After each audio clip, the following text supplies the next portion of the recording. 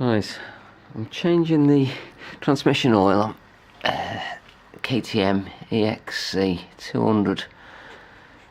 There's there's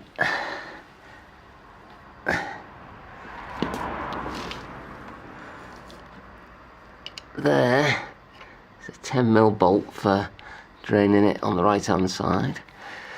There's no level on the 200, so you just have to put 700mm in as we fill it up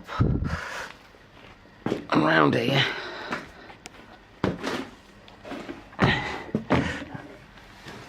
You can see in there is the drain on the left hand side.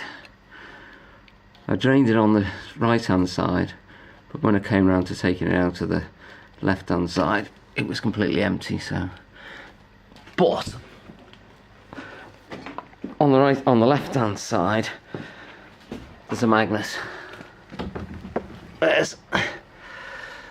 wasn't on the right hand side, so it might be worth taking it out just to clean the magnet, which is a bit of sludge on there, as you can see.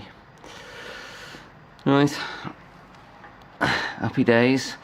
It suggests actually having gearbox oil, EP80, but it seems that most people put in just normal engine oil, which 1040 or thereabouts, or even 2050.